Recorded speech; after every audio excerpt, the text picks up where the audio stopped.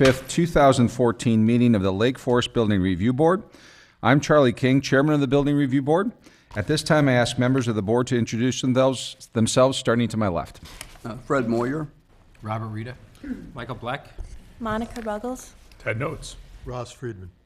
The board is here tonight to work together with all of you, property owners, architects, neighbors, and interested citizens, to continue the long tradition that allows Lake Forest residents and businesses to work together to preserve the qualities and the unique character that make Lake Forest a special community. We recognize the personal importance of each petitioner's request. Our goal is to respect the needs and desires of property owners while balancing the interests of the community as a whole to preserve and enhance its architectural character and landscape streetscapes.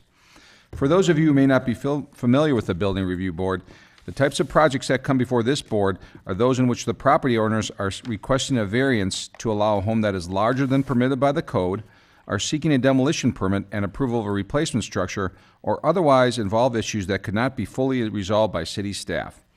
It is important to note that over 95% of building permits are issued by the city without the need of the board. Thus, the board typically deals with the most challenging and sometimes controversial projects. The City of Lake Forest is committed to conducting open and fair meetings. To achieve that goal, the board has adopted meeting procedures, and all parties will be provided an opportunity to speak.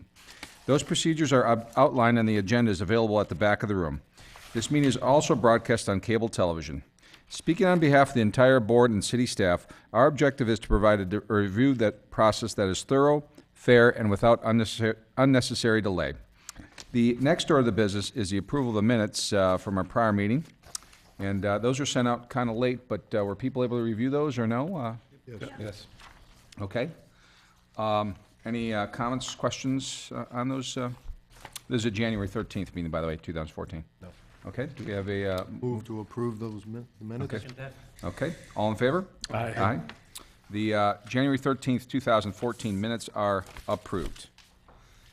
The next order of the business is the consideration of request for approval of a second-story addition located at 382 Cherokee Road. The owners are Poon Soon Lee and Bobby Kim, and Sean Purnell is a representative, an architect. And before we begin, does anyone have any conflicts on this particular agenda item? Okay, seeing none. Go ahead, Mr. Purnell.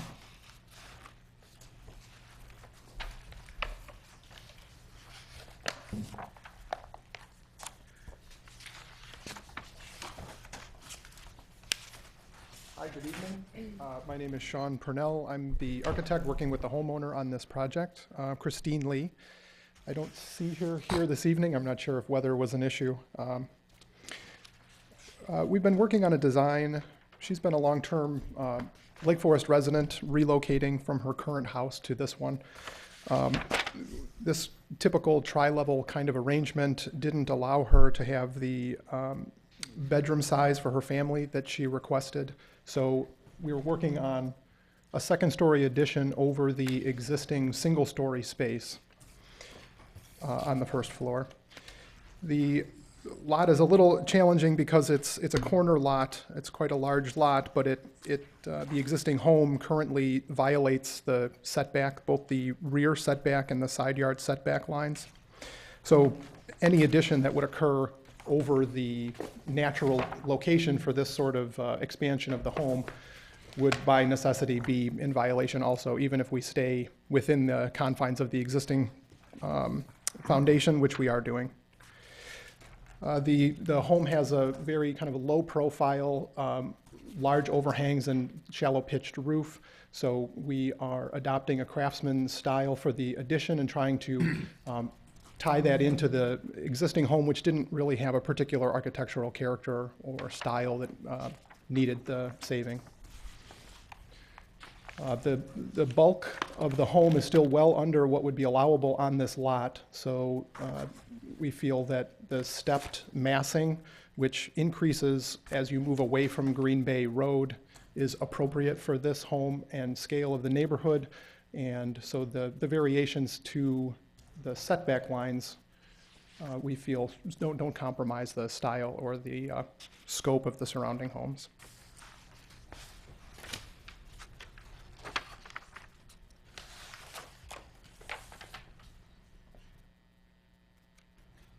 if there's any specific questions about either the overall design or the size of the addition itself, I'd be happy to answer those. Okay. Thank you very much. Could we have the staff's report, please?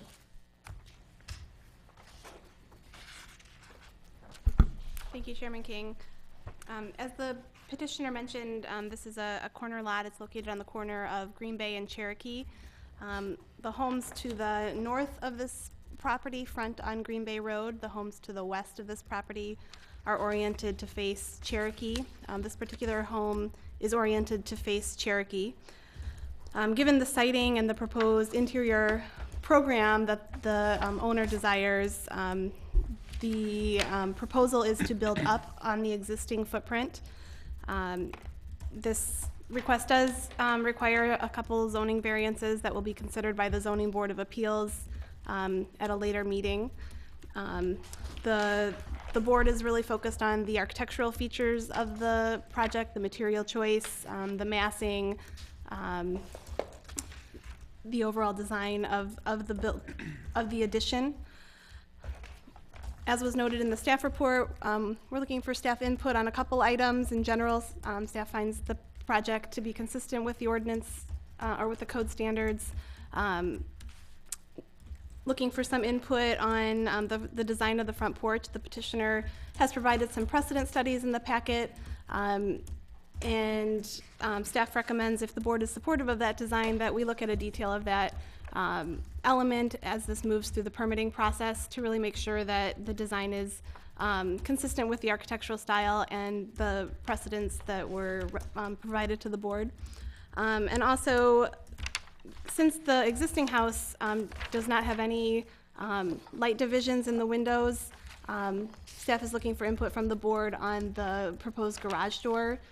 The garage doors are certainly appropriate and consistent with the Craftsman architectural style, but since there are no precedent for light divisions on the rest of the house, we're looking for board input on reducing those divisions. With that, we did receive correspondence from the neighbor to the north. I know they will not be able to attend the meeting this evening, but that letter was provided to the board. They did have concerns with the trees, the tree line between the two houses. Our arborist has gone out to the site, does acknowledge that some trimming of the trees will be required to construct the addition, but that it should not negatively impact the trees. The trees are not of a high quality. They're not significant from a tree preservation standpoint. So if those trees did have to come down, we would be looking for replacement on another portion of the property. So I'd be happy to answer any questions, but the recommendation is to approve the project. Thank you, Megan. Now's the opportunity for the board to ask any questions of the petitioner and or the staff. So, Ross, you want to kick it off? Megan, so our charge tonight is to not step on or tread in any way on the variance issue. The Building Review Board is not specifically looking at the variance request to allow construction closer to the property line. That issue is a zoning issue that the Zoning Board will review and consider. The Building Review Board does have a set of standards. One of those is meeting the setbacks, so certainly looking at the massing that's proposed within the setback area is part of your consideration in that sense. But the actual variance is considered by the Zoning Board of Appeals.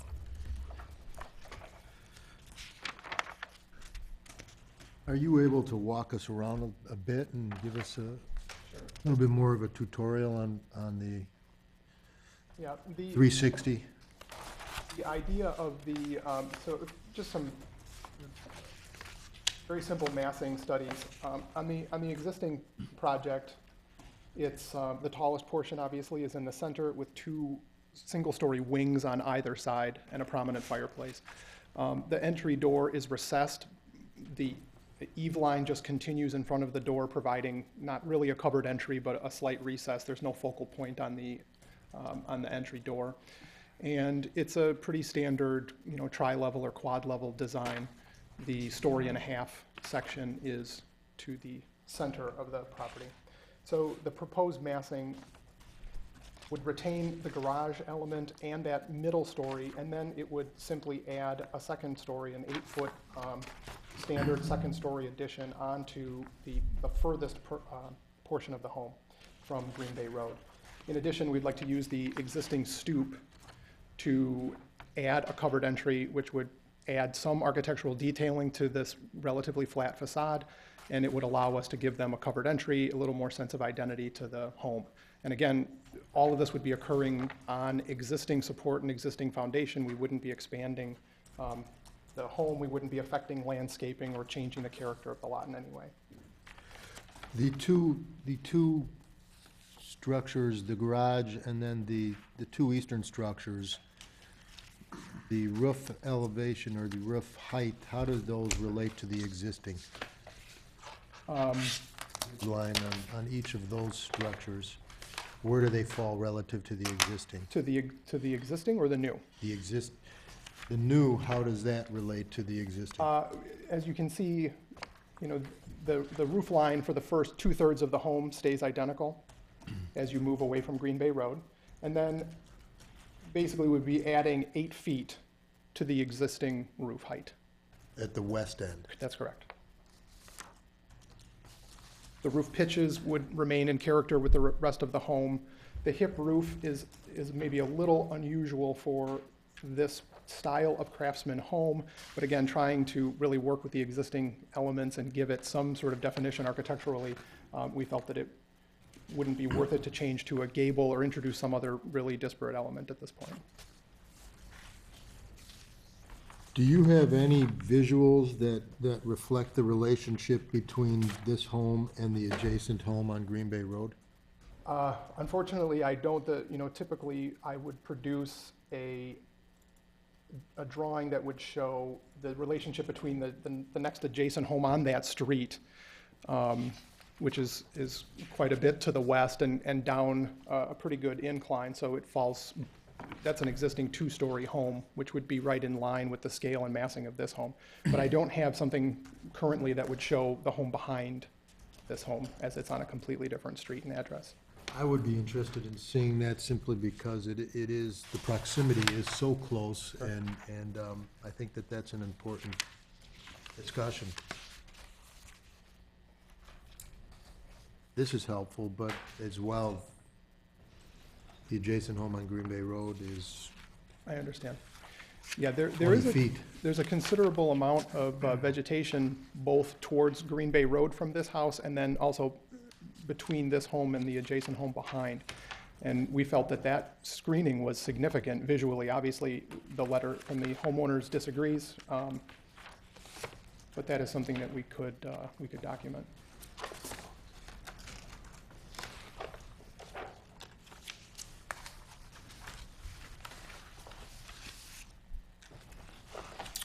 Anything else, Ross, or, not now, thank you. okay. Ted, questions? Had any consideration been given to adjusting the second floor addition so that as you went vertical, you were keeping that wall within your setback distance? I think that, yes, we did. The homeowner's assessment was that as we would have to ask for a variance for that front yard setback, almost certainly, even though we could probably comply with the rear, it's only a matter of a foot or two toward the adjacent property that we're discussing. That there wasn't really a way to get the amount of square footage that she needs and comply with both of those setbacks. It also would create a pretty unusual stepping in 2 directions for this style of home, and we felt that that wasn't appropriate either. In my mind, looking at your rear elevation, there's a fairly distinct separation between the first and second floor. If it is a couple feet, I would like to see alternatives whereby stepping it back slightly is something that you consider. The other question I have for you is on the gable over the front door. I'm having difficulty seeing the transition between the existing roof line and that gable, and just want to make sure that you've considered that things like snow or anything like that aren't getting stuck and not able to be drained off the front of the Yeah, pitch. at that front elevation, the porch line coincides with the existing roof line, so that it would create a continuous plane as you went back in towards the transverse roof, which is coming towards you. So there wouldn't, it's a pretty typical saddled kind of a condition. There wouldn't be any ice, snow, water buildup. It's, as a practical matter, it's solved.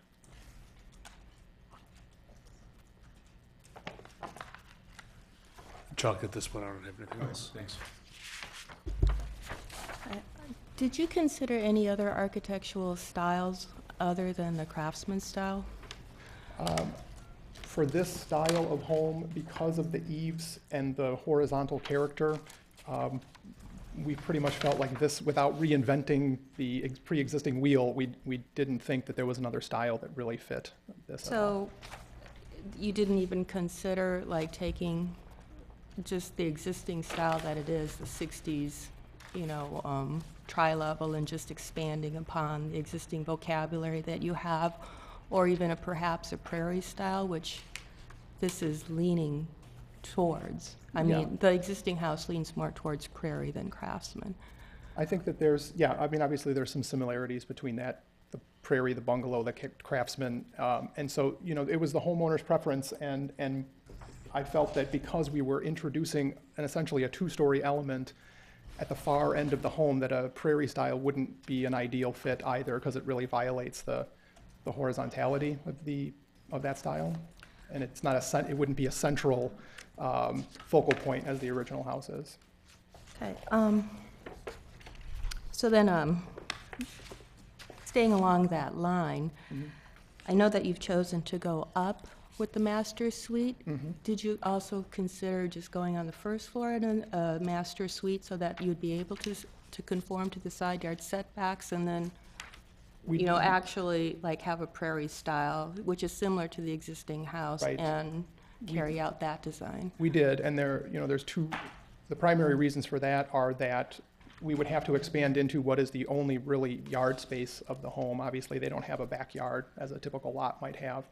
So the other issue, so primarily it's the fact that it would have to take up a large amount of green space that the home really could use. And secondly, the location then of the master suite would be really considerably farther away than it is right now from the secondary children's bedrooms. And, you know, as a mother, she didn't want to be completely detached from the kids' bedroom area. She wanted to be just a half flight away. Okay. That was another concern. So you did have some alternate designs? Yeah, we explored several ideas that would have kept us within the guidelines, even though the existing home violates the setbacks, obviously. But we felt that because of how much green space it would eat up to get this master suite on the first floor, that it would really compromise her love of this lot. It's one of the reasons why she liked it so much. So. Okay, I think it would have been helpful to see the alternate, you know, designs, especially the footprint, because I know we're not looking at the variation, but I think that would Sure. be helpful. Going to the front entry, why is it as tall as it is? Primarily because of that roof issue, as a design choice to have that coincide with the existing roof, so it could, you know, mimic some of the precedent drawing home elevations that we were looking at. If you lower that roof to a standard 8-foot height, it creates a lot of practical water, ice and snow issues, because there isn't a great way to handle that area immediately above the porch roof. Okay, so, yeah, the detailing of that front entry, as staff has already noted, would, in my opinion, would definitely need a lot more work. But, I mean, the porch rafters aren't centered on the columns. There's quite a bit of detailing that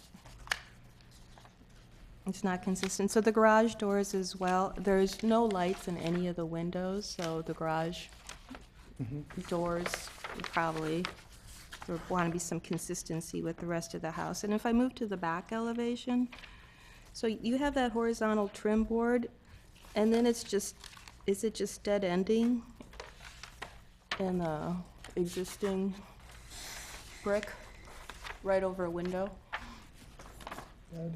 Between the middle unit and the western unit. Yeah. Yeah, those are all existing windows in existing brick, and essentially, that's the relationship of the existing windows and brick to the existing roof that would be removed. So that isn't, it's not an area that we had intended, you know, the existing brick we were trying to keep as intact as possible, which is one of the things that staff also noted. The window organization in the rear particularly is pretty haphazard. You know, we're obviously not reframing existing windows, configuring all the existing materials. Well, when I look at the proposed rear elevation, the existing windows actually have a very regular arrangement. I mean, they're centered above each other, and the new addition, the second floor windows don't relate at all with anything on the first floor. So I think that's an inconsistency. Why did you decide on shingle shakes? It's consistent with the architectural style, and we wanted to create a difference of material, especially on the front elevation for that second floor, as opposed to creating an entire two-story brick or stone home, which seemed heavy both for the style and for the neighborhood. Because, I mean, within our design guidelines, we do look at, you know, the amounts of different materials, and as staff has noted, I mean, we have brick, there's stone, now there's the shingle shakes, and then there's the roof shingles. So, do you feel that the shakes are a good match with the brick? I mean, did you contemplate doing the second floor as a stucco, or perhaps like more of a siding that has more of a linear nature to it? Yeah, we felt that this was more consistent with the Craftsman style. Okay. Especially stucco wasn't, I don't think, really considered. We had looked at horizontal siding, but felt like this added, as a stained, you know, cedar siding. It's a nice natural material that lightens naturally as you move toward the second floor. Okay, thank you.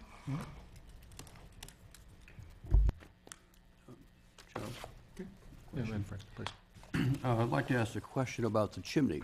Sure. The drawings are showing, of course, a significant extension vertically with the new addition.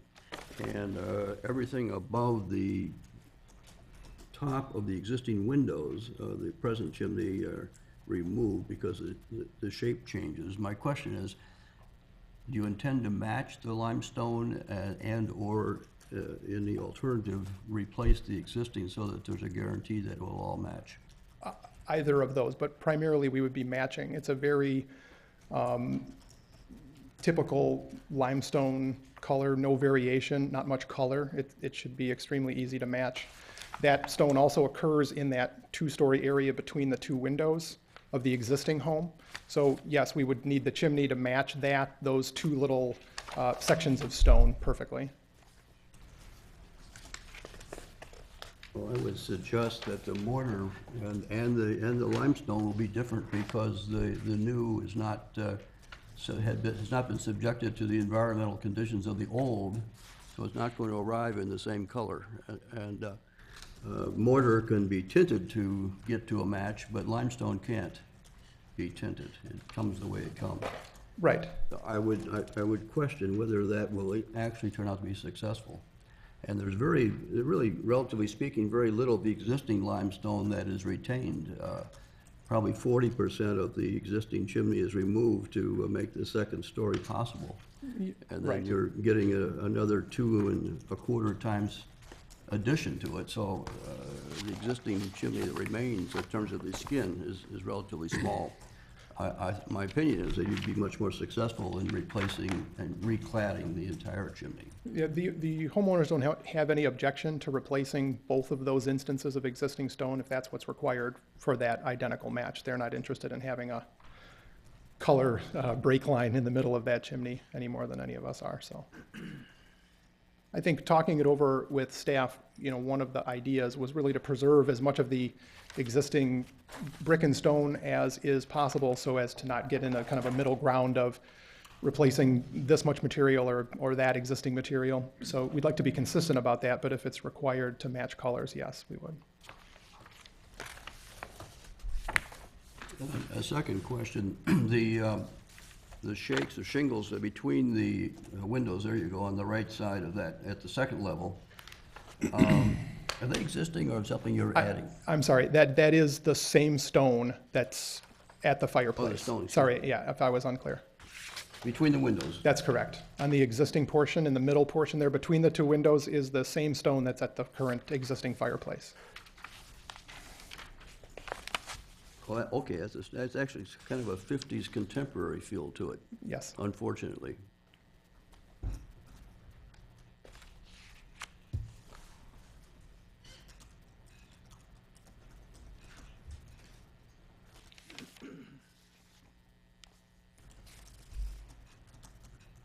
That's all I have right now. Gentlemen, any, Just a couple clarifications on the garage. Is there anything you're doing to the garage other than the door, replacing the garage door? No, the intention is to keep the garage height, roof, eaves, everything is pretty much identical. The existing garage door is a white, kind of a nondescript, builder-style door that we would like to replace with something more in keeping with the architectural style. That was the only change. And so the shingles, they stay too? The roofing shingles are not in terrible shape, but again, similar to the stone, if it makes more sense to re-roof the entire project to be consistent, then the homeowners aren't opposed to that. And then in the 1.5-story element, is there any change to that at all? There are minor interior changes which you can see on the floor plan, but nothing that requires any change to the exterior in any way. And then the sunroom element, Same. It remains the same scale, same roof. Those existing elements remain. and that's the same on all sides? Correct. Thank you. Yeah, I've got some comments. Good evening. One of the things we gotta look at is the overall site layout. And within that, one of the concept is to maximize the distance between the buildings. And I was thinking about that Green Bay Roadhouse before I came here tonight, and then we saw the letter from the neighbor. So I'm concerned about that. The other thing I'm concerned about is that one of the standards within the overall site layout has to do with not depreciating the exposure for the neighbors. And that's southern sun going into the backyard of the neighbor. So you go up, you're gonna cut a lot of that out. So that's a concern. One of the other concerns I have is that this is gonna be before the ZBA, I believe, on February 24th. So this might all be for naught if they say no. So we're hoping that we can give you enough kind of direction here tonight to maybe get past that. I agree with my colleagues on the front door canopy. It's too high, just doesn't really fit with the building. The windows really need to be more consistent, and I'd get those, I think they call them muttons, out of the garage windows so it matches. Or put them all around the whole house, one or the other. I agree that you should really limit the materials. I think that 50s style limestone between the two windows on the main structure really probably should be popped out and figure something else out. Because it seems to me that that's the house. That one structure is the house. And then you got this addition on the left side, which creates all these new roof lines. And one of the other issues that we have to deal with has to do with the different elevations and having a consistency with the roofs and copings and cornices. And there's not. Your roof lines are all over the place. And I think Monica brought something up too, which maybe switching the style might help a little bit, which is if you knock out the sunroom going, I guess, west, shorten the whole structure and spread it out, I think you could have really cool sight lines. And I also think that because that property, when you're coming into Lake Forest from basically the south on Green Bay Road there, and you go by that corner, that property stands out. And I think you could do something pretty dramatically cool there if you kind of soften it up a little bit and make all the elevations consistent.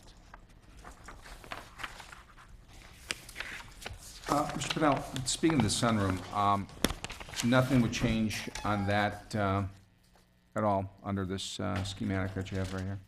Not under this plan currently. The Is there any homeowner thought has to improving that at all, or tearing it down? discussed that was part of, again, considering whether or not we would expand a master suite on that first floor. That would obviously remove the existing sunroom. She does not have in her budget currently to demolish that sunroom and add an expansion plus this master suite, again, which she's chosen for several reasons having to do with the way her family uses the home and the impact that that addition would have on the remainder of the lot.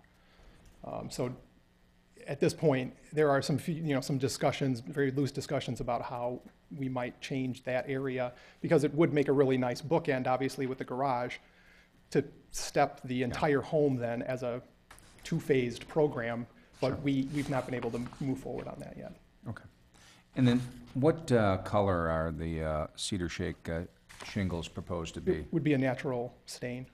Natural stain? Not, Do you have a color don't have- schematic of the whole? no, I don't have that with me currently. It's not a, it's just a natural colored cedar shake. It's not too golden, but it's, we just want something to complement the existing brick. Okay. Any other questions? Yeah. Go ahead.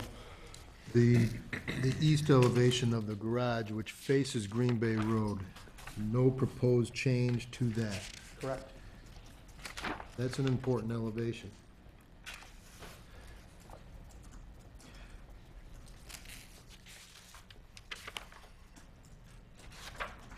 I mean, I concur with my colleagues on the inconsistency of the materials, the inconsistency of the design.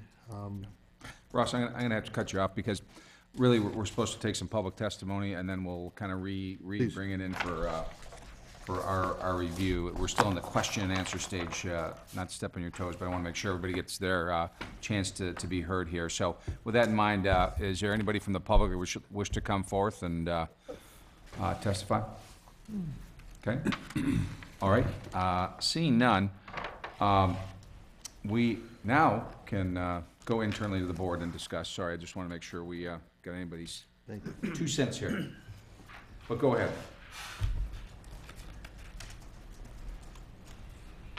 It's a challenging site, no question. It presents a lot of issues.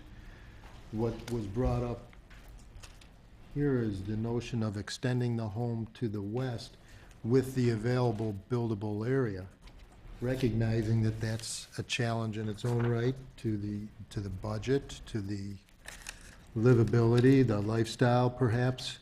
However, it seems to me that that would be far more successful in terms of fitting the character of the neighborhood and the community, the style home perhaps.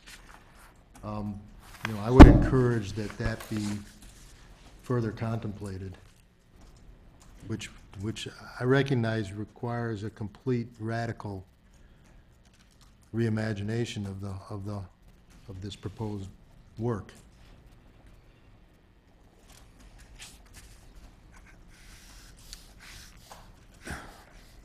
There's not a shortage of elements that you're wrestling with, and I appreciate that. And I think there are multiple ways of possibly solving the homeowner's needs and budget with more thought. I personally don't, there are probably ways that what you've proposed can be adjusted to become satisfactory, and I think the input that the board has given you in terms of materials, roof lines, my own personal input about considering reducing the mass of the second floor to bring it within at least the rear setback are things that could be considered as good steps forward that would create a design that works for the homeowner's needs, manages the neighbor's sun and light considerations that we're trying to balance as well, and create an overall very functional house. That's all I have to. Well, I thought the image that was most helpful that I saw was when the two massing models were placed on the screen, and the original tri-level actually had a very nice simplicity to it. It you know, it had a hierarchy and all the eaves were consistent, and, you know, you look at it and say, well, okay, let's just expand upon that, you know, concept. And it looks, you know, it's either you're gonna be like, okay, I'm gonna stick with this 50s, 60s style, or maybe make it into prairie, but I'm not sure that Craftsman is what the direction should have been. And having said that, when the petitioner then showed the second massing model, it was so complicated, and the proportions of it just didn't fit. The front entry was something completely different in proportion to what the existing home had. So I think starting with something as simple as those massing models and extending, you know, the existing elements of the house and working with that before you try to apply a style that's really, doesn't really work with this. Like so I guess my main problem with the house is like, there's not a consistent architectural style to it. There's some applications of, okay, I'm putting a little bit of Craftsman here and there, but it's not working. It doesn't work consistently through the house, so I think it just needs to get to that point. And I mean, there's red brick on it, there's white limestone, there's a black roof, and all of these elements just need to be tied together. Gentlemen? I agree with what Monica's said. I think in the end of the day, what we have here is an addition that has some Craftsman style elements put onto a house that doesn't have that kind of, those features. So it's nice to see the thing kind of like unified, so there is some, you know, some design integrated throughout. I know it's a difficult side, I understand that, but I think that there's some things that can be done to improve upon it. I'm very optimistic. I think it can be a great project. And it needs some massaging, that's it. I agree with the comments that have been stated here so far. Just add that my very first reaction when I saw the front elevation was to ask what is the dimension of the front door, because, and what that is coming around to, it determined that it was a conventional door, but it's a scale issue, and that relates back to the height of that entry. As it applies to this building, it wants to be at another scale. It almost has a diminutive dollhouse character to it. So I think there's maybe too much is being tried within the constraints of this opportunity, and stylistically speaking, materials and everything else that's been spoken to. And I appreciate the challenge. In fact, it's of a great enough challenge that it raises a question of whether something should be attempted that makes this house bigger. And I'd say that not from a zoning variation or setback or any other, just how much are you trying to do in how little space. And I think it's on the edge. I like the idea of being optimistic, by the way, and I favor being that way myself and trying to solve things that are difficult, but do it. So I would encourage you to try, but I will say it raises the question of whether it's possible in my mind. Thanks. I think those are some great comments, and I do appreciate this. This is a tough assignment, I think, trying to, you know, cobble together architectural style within the existing footprint, within the existing style, et cetera. And I think when it comes back down to it, I think the fact that we're forcing kind of a Craftsman into this is going to be tough. Maybe you can make it work, I'm not sure, but when I went by the existing house, the thing that struck me was the sun porch. It just like somebody literally just added on there with little or no thought. It just kind of sticks out like a sore thumb. So perhaps if you can somehow expand to the west, you take care of your problem with that sun room, which just does not look good. You kind of address the setback issue, and I think the building will flow a little better, the hierarchy. So, you know, not telling you your business, but I think that might be a good solution, kind of start from scratch there. But I think what I'm hearing from the board here is that as constituted right now, we're not in favor of this existing, of the proposed plan, and send it back to reconsider. Yes. Okay. All right, so I guess we need a move then to continue this petition. Okay. I move to continue this petition with taking into consideration the board's comments and reevaluation accordingly. Do we have a second? I'll second that. Okay, all in favor? Aye. Aye, opposed? Okay. Thank you. Thank you. Thank you.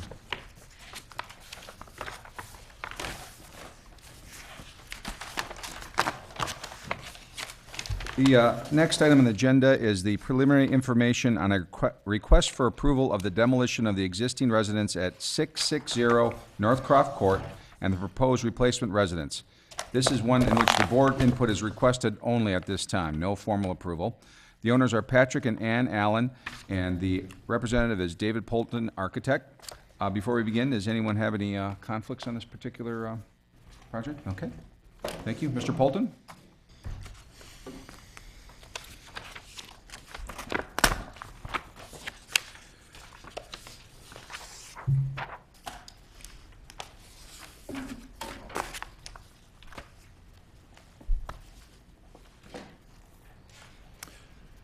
Good evening, Chairman King and members of the board. I'm David Polton, and I'm presenting on behalf of Ann and Patrick Allen, who are current owners of this property and who are with us this evening. The Allens purchased this property last spring, and shortly after consulted with me to look at the property to determine what could be done as far as renovating the existing residence. It's on about 2.5 acres on the cul-de-sac, end of the cul-de-sac on Northcroft Court. It's a house that was built in 1991 and appears to have been a spec house at that time. The Allens were excited about the wooded nature of the lot, its location, the privacy to offer it, and were hopeful that we could do something spectacular with the house. When I walked through the house and we started to talk about the owner's desires and their program for changes, it became clear as we went on that it was going to be a difficult project to incorporate all the changes into this existing home. So that's what I'd like to walk through this evening to show you why it's not working out very well to renovate this house. And to present information to you this evening to see if you are in support of the demolition of this building, which would then allow us to continue development of the project. When the property was originally subdivided, I think it probably made more sense that the houses were aligned with the cul-de-sac.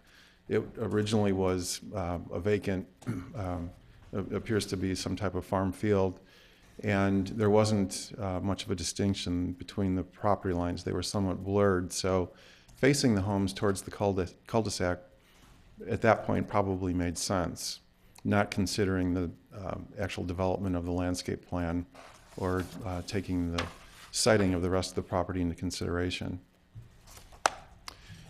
Over time, the landscape has filled in, and presently there's a large group of evergreens between the properties, and that serves to really diminish the presence of the house from the streetscape. This is a view of the property from the cul-de-sac, and as you can see, you really can't see any part of the house. The result is that the home is awkwardly situated on the site. It gets southern sun on the front and the left side most of the day, with the rear of the house facing northwest. Really does not see daylight until very late afternoon.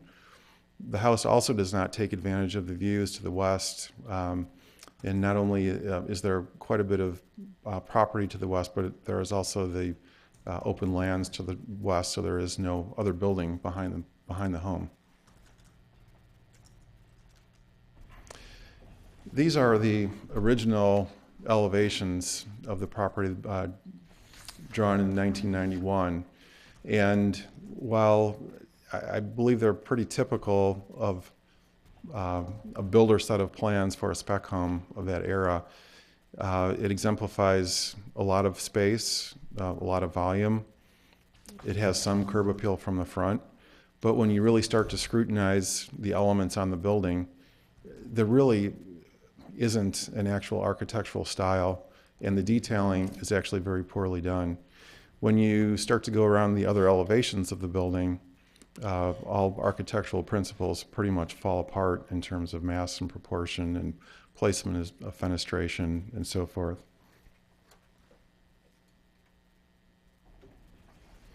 These are the other two side elevations, and as you can see, the building is very wide, and that causes the roof to climb to a pretty tall height, and it also causes the interior of the building to be fairly dark, as it is so far from windows on adjacent walls.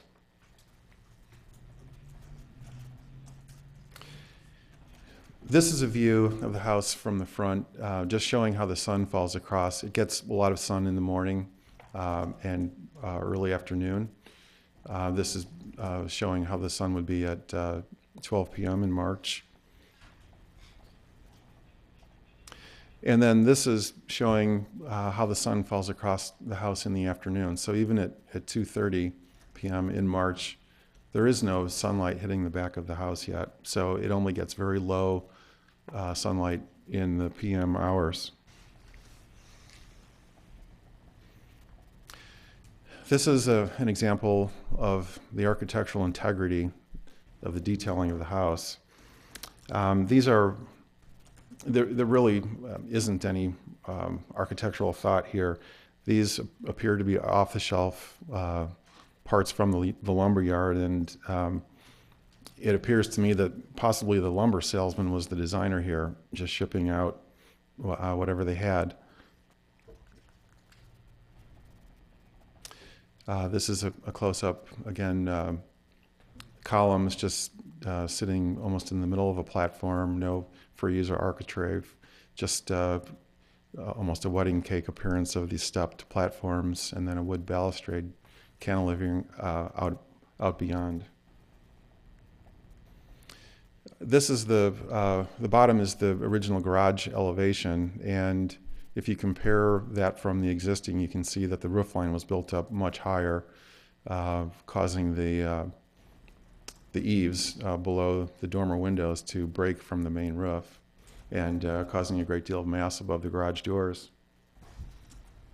And another example of the thought that went into the detailing, it's just a box-out window with no detail, poor proportioning. It's constructed with rough sawn lumber, and it juts into the stone coins. Another example of the rear elevation where there really just is no order. Things are just placed haphazardly.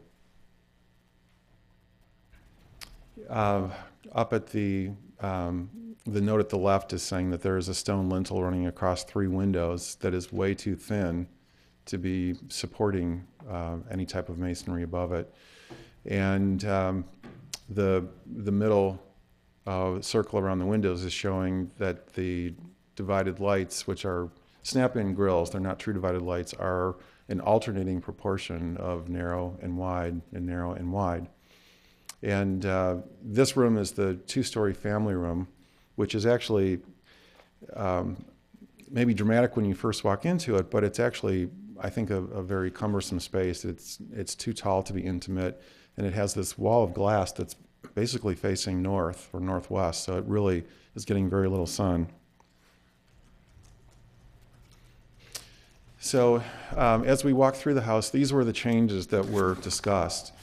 We wanted to add a second office, add a first-floor wine room, add an outdoor living room, which would be a more like a screened-in porch, well, a porch-type room without screens, I should say.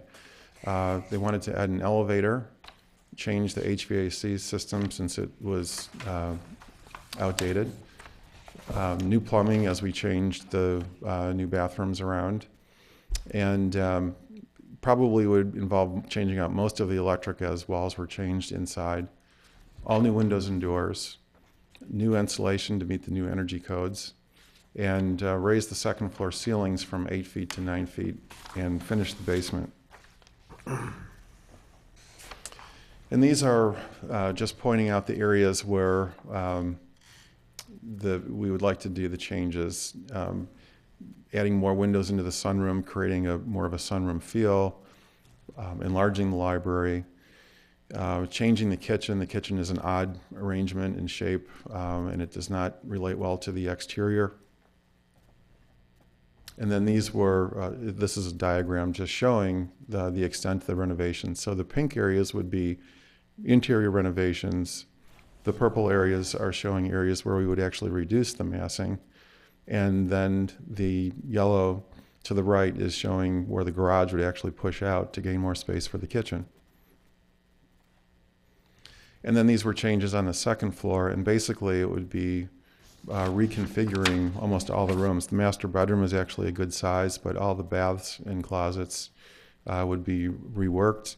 And the secondary bedrooms are actually very oddly configured, so they would be remodeled into a better configuration.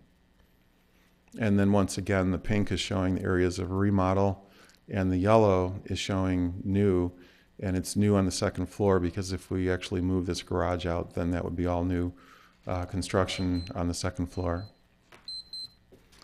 So we've determined that the renovation of this building is really not practical. It's been the owner's intent to reside at this property in a very high quality, comfortable, private home with a lot of architectural character and integrity. And if we implement all these changes, we have to do enough demolition to where the building would be considered a demolition by Lake Forest, and the cost of the desired changes are far beyond the 50% value of the structure. Also, it would be a considerable investment into a product that at the end of the day would be compromised. So these are shots showing the character of the new house that we would like to develop here. These are showing similar roof lines, so it would be one-story eave lines, very classical New England shingle-style architecture, a lot of stone, slate roof, a lot of white-painted millwork. And this is a front perspective showing how the new residence would be situated on the site. So we're standing east looking west. So the intent is to nestle this building into the landscape and the existing trees. Another line drawing of the front, from the front courtyard. A view from the southwest corner. And a view from the rear. Then this is a perspective showing the north side where we're actually looking to step down a sunken garden to allow some daylight into a basement area, which would be a workout room. And this is actually how it would appear. These trees are actually placed according to a tree survey that we have. So it would be heavily vegetated along the property line and between the properties. First floor plan, all the living areas opening up to the west are gaining sun all day long. Second floor plan with a master bedroom overlooking the rear of the property. And then this is a little more developed view of the front, showing some potential materials and massing of the front.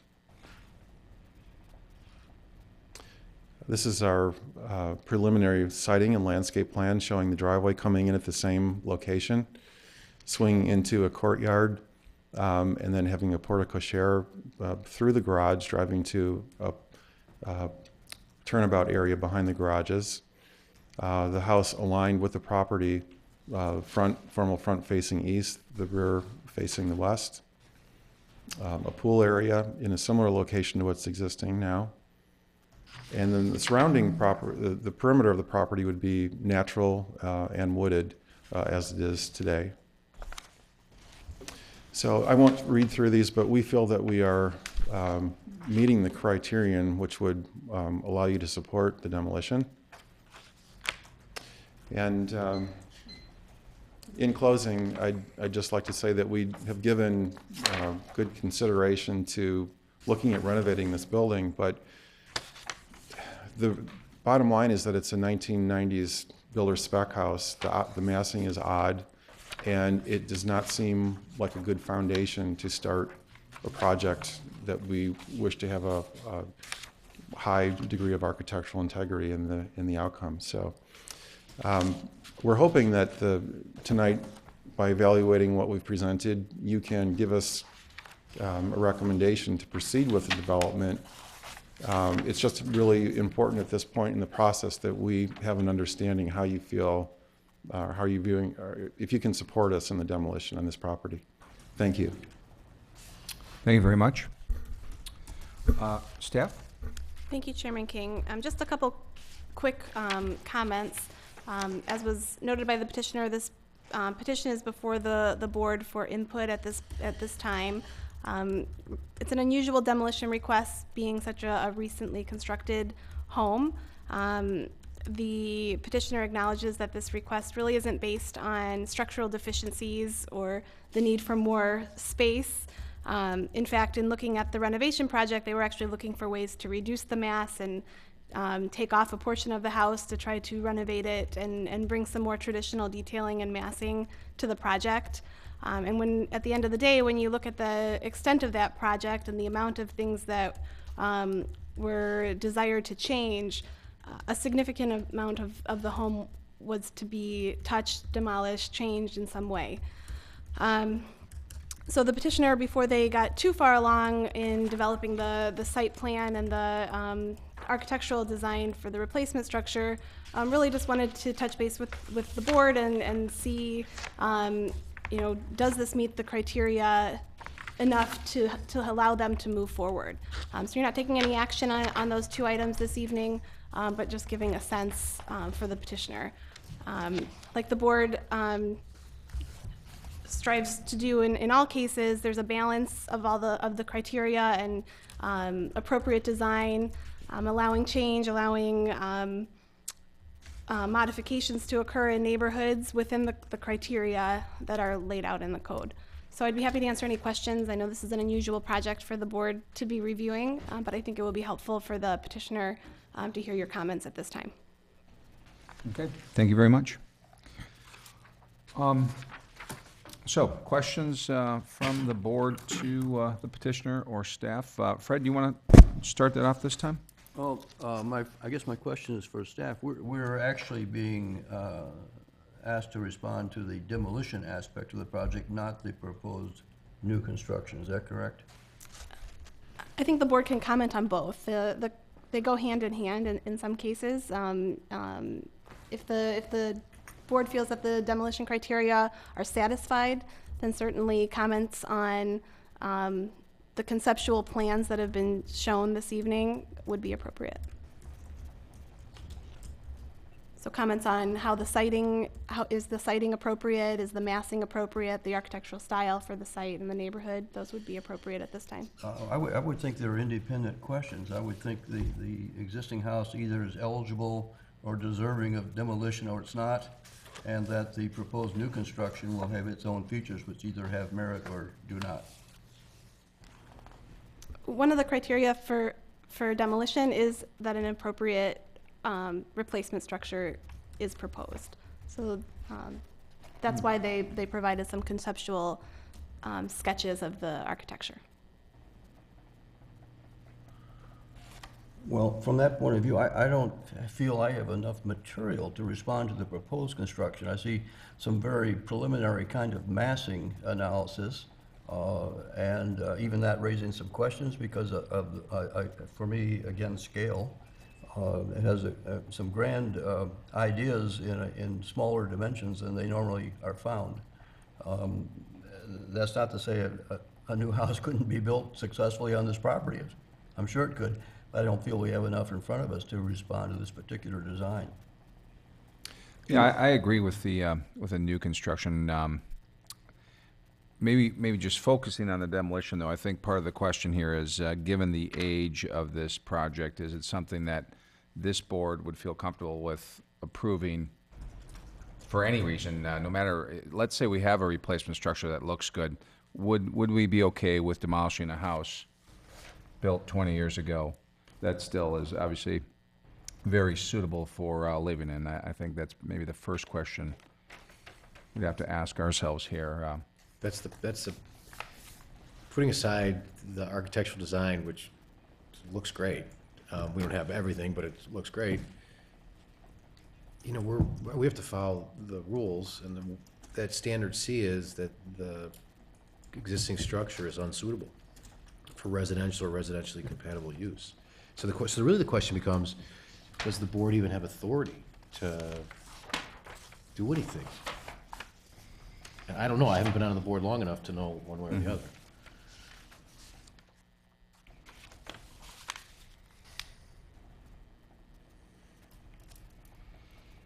I mean, I think the concern is if the board allows a petition like this to be demolished, which is a perfectly good house, there's nothing really wrong with the house. I mean, architecturally, it might not be, you know, an exceptional home, but it's perfectly useful. And if we allow this house to be demolished, then everybody really could come forth and say, okay, you know, my house is 5 years old, I want to demolish it because I want to build something else.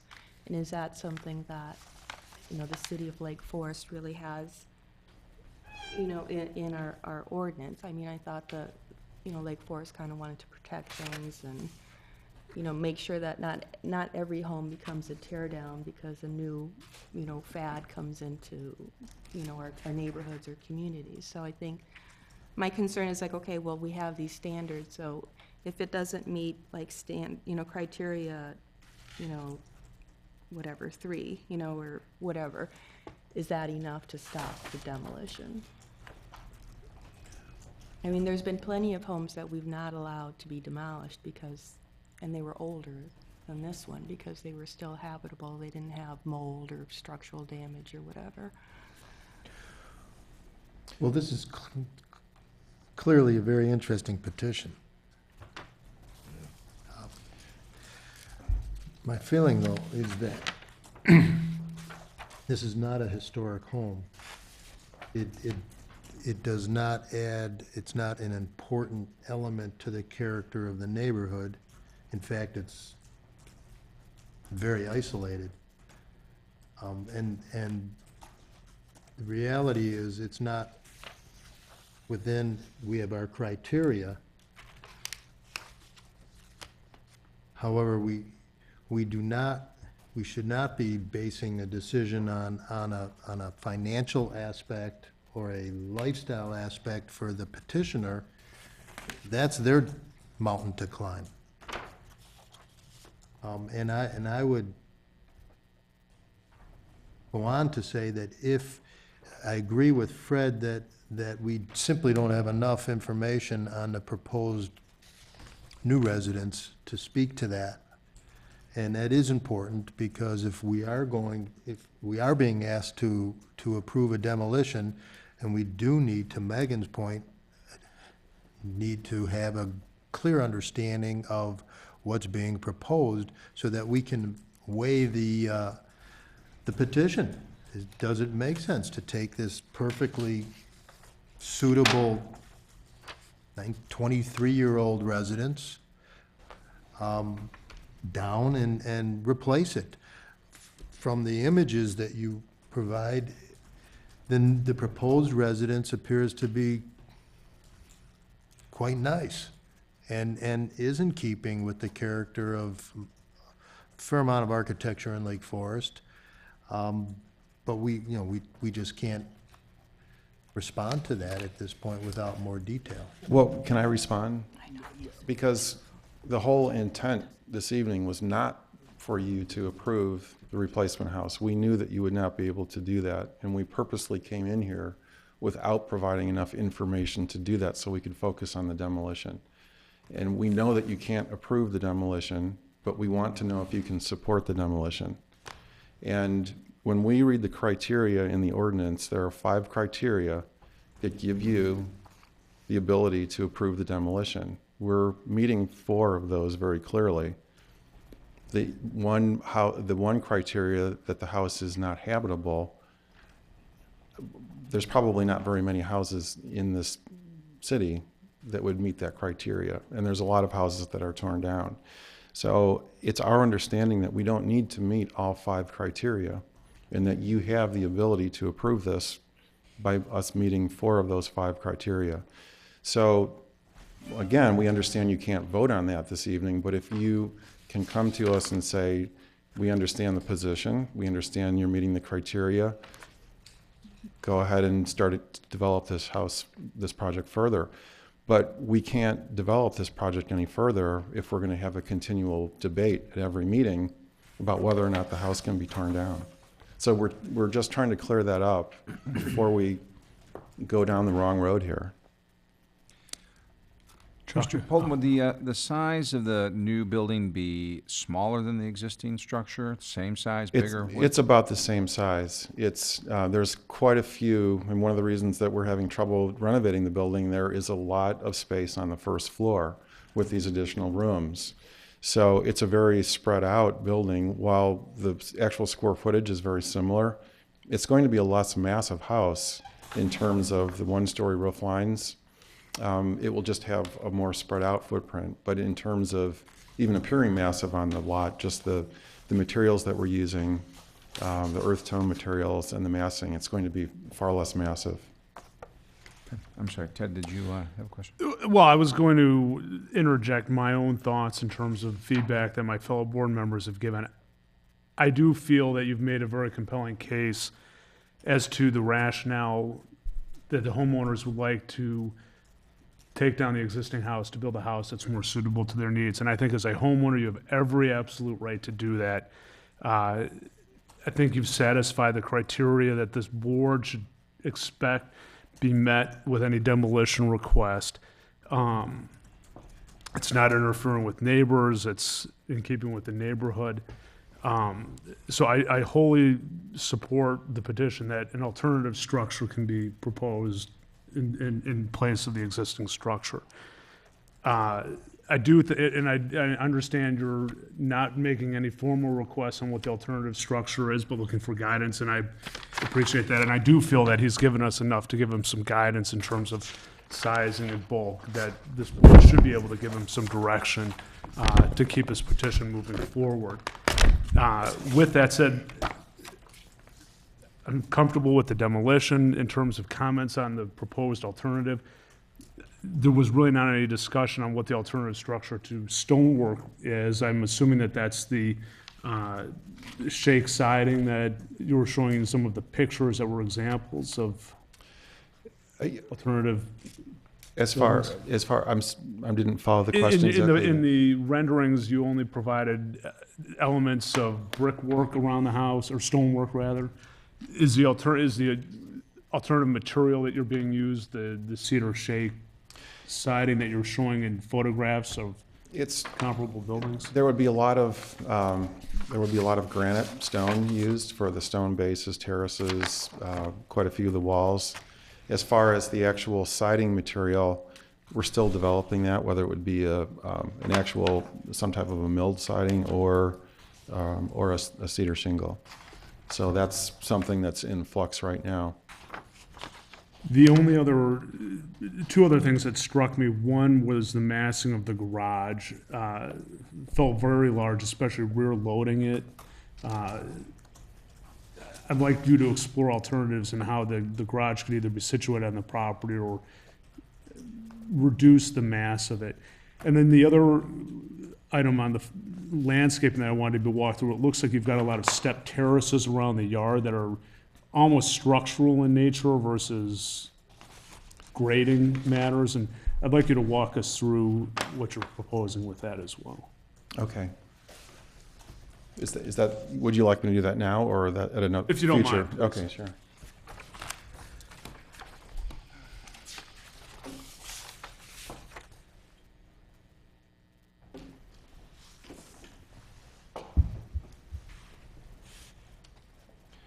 So currently, can you see the mouse there? Yeah, that is the existing first floor level. We are keeping the level the same. So the terraces across the back are all at the existing level. This pool steps down. This is at the exact same level that the pool is now. So it appears that there's a lot of terracing and stepping, but we really are working with the existing grading. The lot slopes off quite a bit over to this side. This isn't really very accurate. It almost looks like it's hanging out in the air right now, but the intent is to do some kind of a walled private garden that would not be terraced up, that would be down at grade. This is one area that we are looking at doing some retaining walls and stepping down. It's been a requirement of the owner to have a workout area with natural daylight. So this was what has resulted where we have this row of windows opening up into the basement space, and then actually a door where you can walk out and step up to this garden space. This is all conceptual right now, but we're looking at possibly doing a spa in this garden area. You would step up then to the pool level. So then at the front drive court, that's actually at the same level at the drive court is now. So I hope that helps explain some of the levels. Is that clear?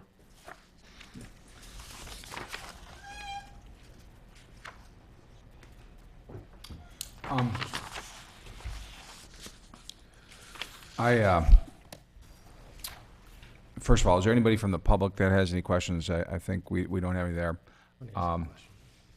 But let's continue the questions, and I really think the demolition question is forefront in my mind, and if there's any questions about that, I'd encourage the board to. Yeah, I have a question for the staff. On the comment was raised that we don't need to meet all 5 criteria, that we can meet 4 out of the 5. Would you respond to that? That's correct. The board has, in fact, approved demolitions for homes that are structurally stable. I think it's a balance of looking at the existing infill or existing structure and the proposed replacement structure. In this case, the home doesn't really contribute to the streetscape. There's not a defined architectural style. It's not a historic structure.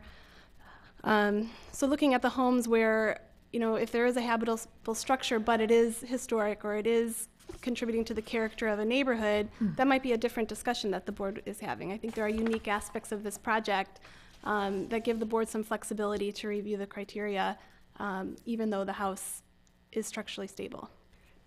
And just to provide a little background, the demolition process was established in the city of Lake Forest really to preserve the character of unique neighborhoods. The subdivision, the area you're looking at now, was a much later subdivision. And I guess I would argue that because of some of this type of subdivision activity, the city actually established some stricter guidelines to really protect the older areas of town. So I completely agree with Megan and support her interpretation that all of the criteria don't need to be met. I think an important aspect is not only is the house habitable, but is the design significant? Does it contribute to the character of that neighborhood? The fact that this property borders open land, which is a very public area, perhaps bringing in a house that really becomes a landmark or something that really is significant, raises the prominence of that site. So I think this is unusual, but I think you need to look at it understanding where the community's concern about demolition came from. At that time, they probably weren't thinking about, something like a mini mansion or a McMansion. Those probably drove the criteria that we have in place today. Can I ask a question then? Please. Can you go back to that the shading pictures that you had? Sure.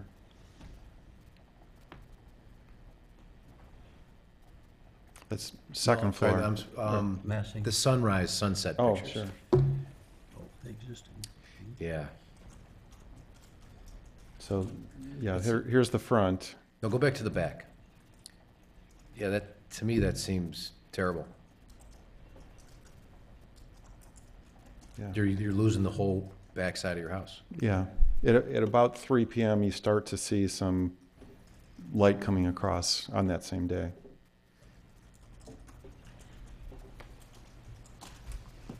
One more question for the staff. And I take it when this house was built in the early 90s or whatever, it did not go to any kind of a board for review and approval? As new construction on a vacant lot, the board did not have to review Okay. this project. Thank you.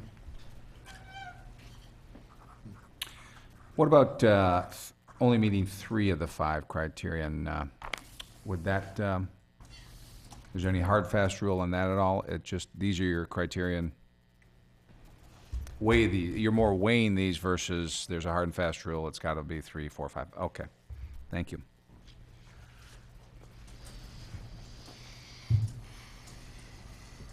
Are there questions at all to anything? Okay. As you said, no public testimony, so we'll take it to internal board discussion now, if you don't mind, Mr. Polton. Russ, where do you end up on this? I think, you know, the demolition's a big question here. If you're, you know, they've got a great point. If we don't allow demolition, really, the replacement structure doesn't really have anything to. I agree, and I agree with staff. And as I mentioned earlier, that this is an unusual petition, but the circumstances, in my mind, seem to reflect that the criteria is predominantly met for demolition. It's not historic.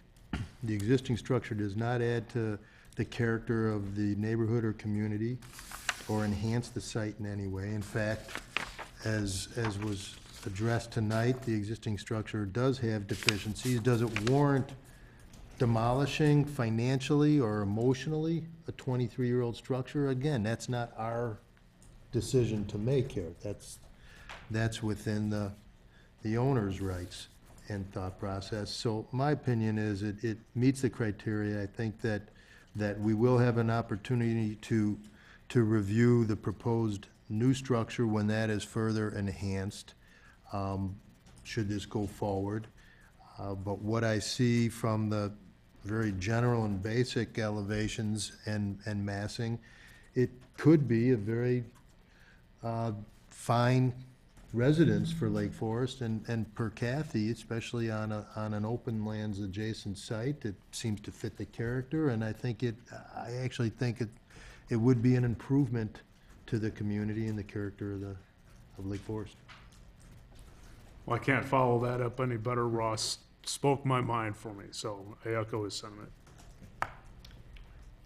Well, I'm not really convinced about the demolition. I think, in my mind, it may not necessarily meet criteria 2 and 3. I think there's a number of different ways that the existing home could be reworked and adapted. When I first saw the list of what the clients wanted, they didn't seem to be the kind of items that would have required a complete, demolition of that existing house. So I'm not really convinced. That doesn't mean I won't be convinced, if the petition is brought forward, but at this point, I'm worried about it, because it's a perfectly good house, and I believe it could set a precedent that instead of remodeling, existing homes in our community, more and more people are just gonna come and say, okay, I'm just gonna tear it down because I've met, one of the 5 criteria. And then you're taking out perfectly good homes, and I'm just concerned about that.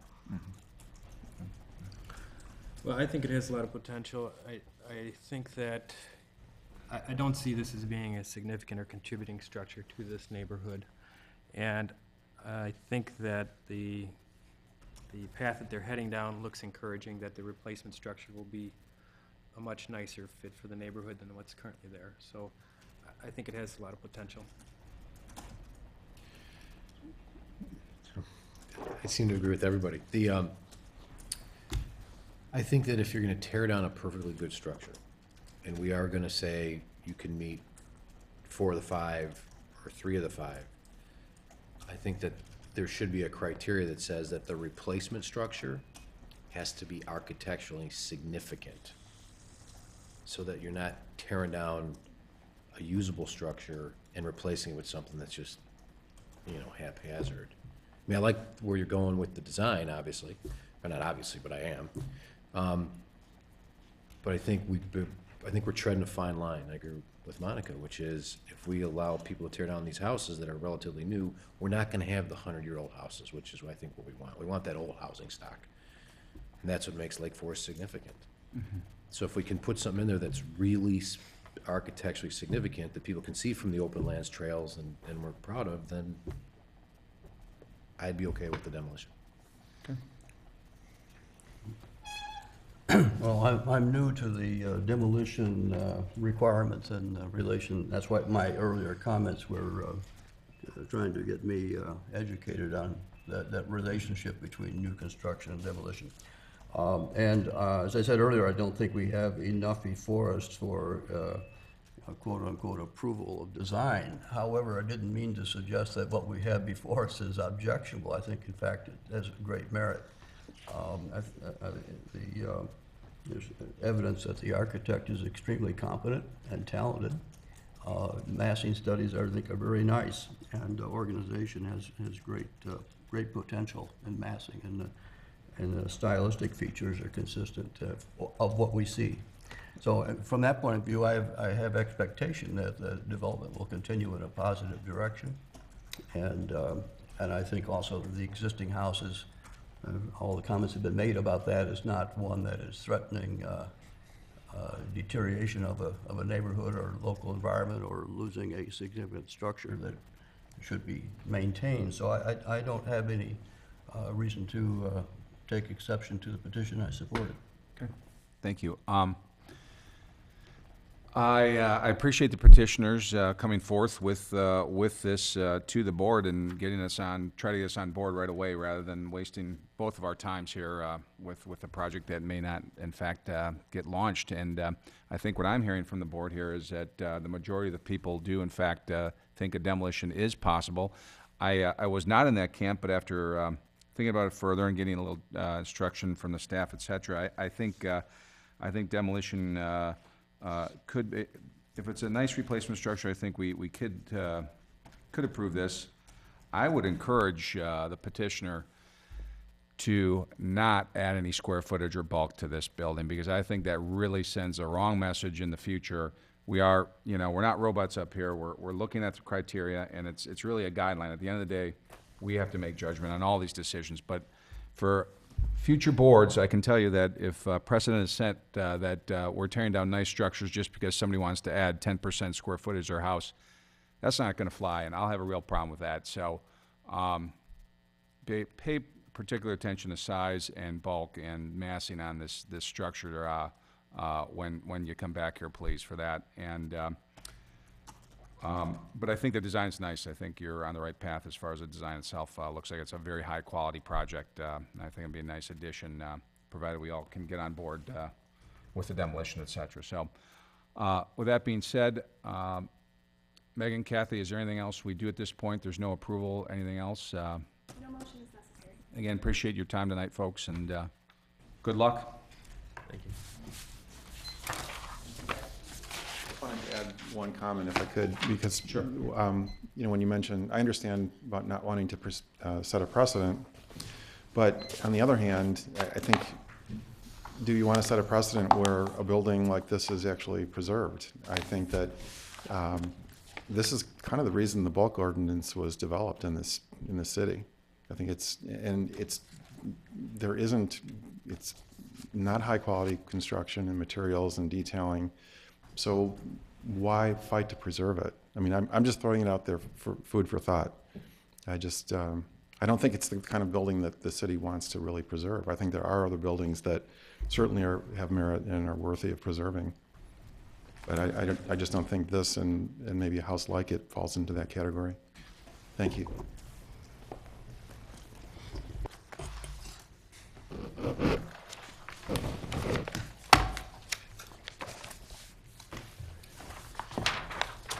Okay, our next item on the agenda is a consideration for updated signage for preserved open space at various locations, being proposed by the Lake Forest Open Lands Association. Representative is Paula Clare, Vice President and Director of Development. And I should ask, is anyone conflicted on this particular petition? Okay, seeing none, thank you. Hi, good evening, Chairman King and members of the board. Thank you for having us here to present. I'm going to introduce Gail Hodges, who is on our board of directors, and also Gail is the chair of our communications committee and has worked very closely with me on our signage program. So Gail, if you could please come up. When Gail finishes her presentation, John Santel, the president of Lake Forest Open Lands, and Gail will both field questions. So thank you.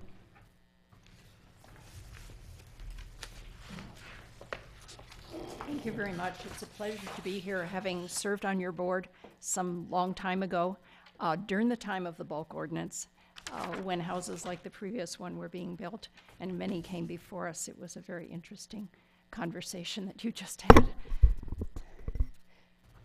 Oops.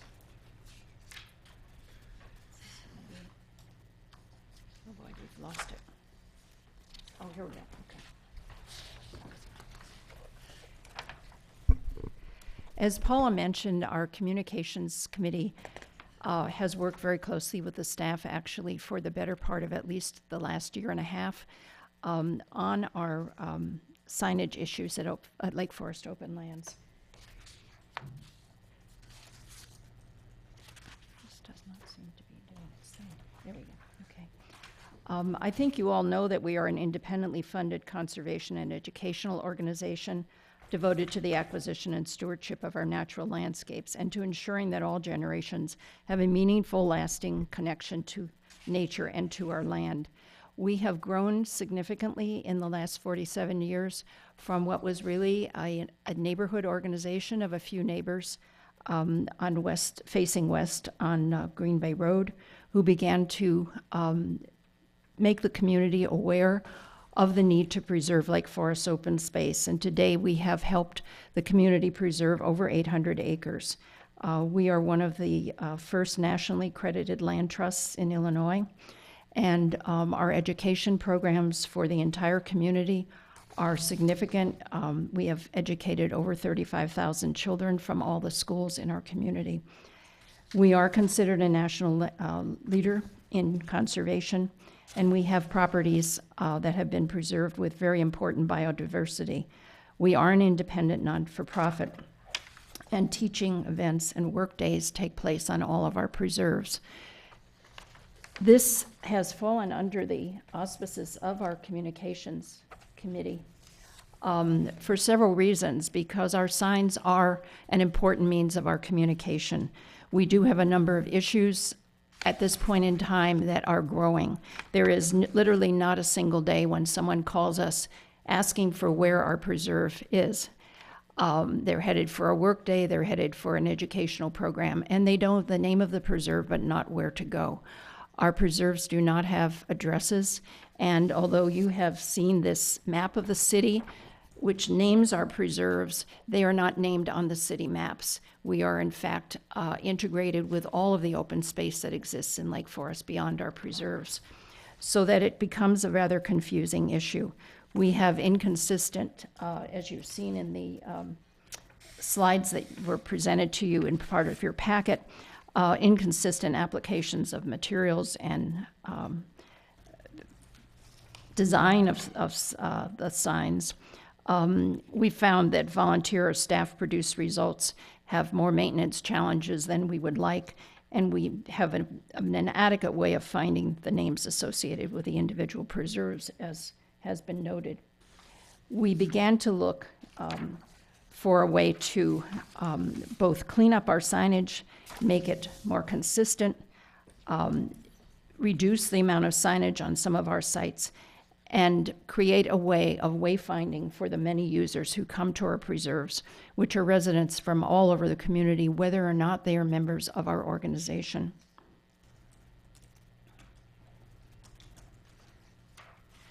The existing signs are often difficult to read and poorly represents the character and quality of the preserves, the organization, and Lake Forest standards.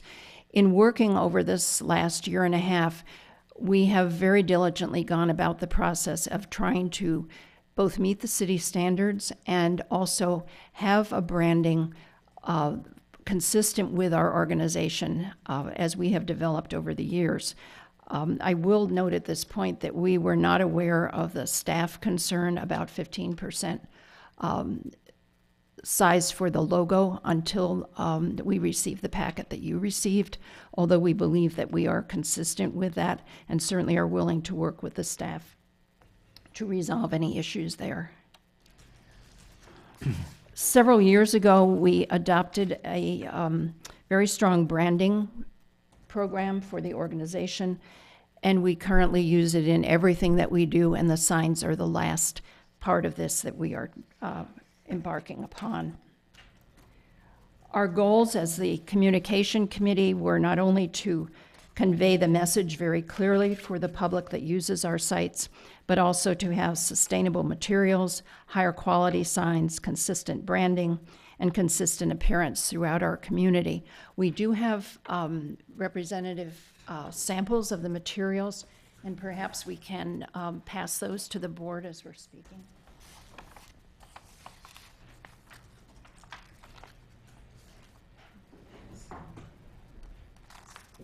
That'll give you some idea of what those materials are.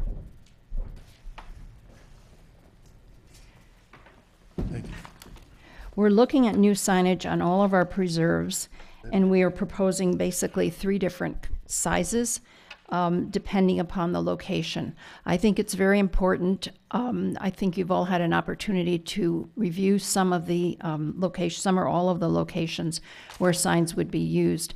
It's important, I think, to remember about the context, which is more often than not a very large expanse of open space, and that makes a difference other than just, for instance, if we were to hold an entire sign up here in the room. The material that is being used is sustainable. It is an aluminum panel, which is not reflective, with flat white graphics. There's been a lot of testing on this. It would be green on both sides, if you note that the back is not colored right now, but that is something that would be done. It's a very long-lasting material. The lettering is something that has been very carefully investigated so that it will be weatherproof for many, many years. The 4-inch square posts that would be used for mounting the signs will be very carefully tested and treated so that it will also have a long life. We're looking at this as a total investment for many years that probably with maintenance, installation, and whatever, will probably be about a $100,000 project. So this is a very serious issue for us going forward. The posts which you've examined are to be consistent with our signature split rail fencing. That looks a little bit light right now, but like the fencing, it would age naturally.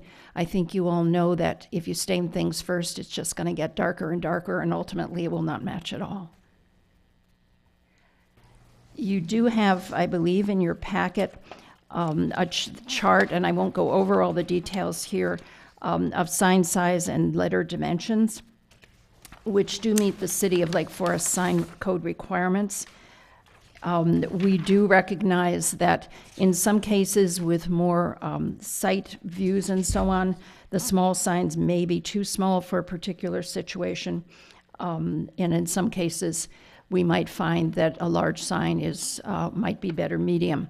That has to be refined, and I think the staff has recommended working with us on that in the further development, and that's something that we are very open to. We do have some examples with the measurements of signs on the different preserves, so you can get an idea of how these comply with your chart. This is the 14 by 50 inch.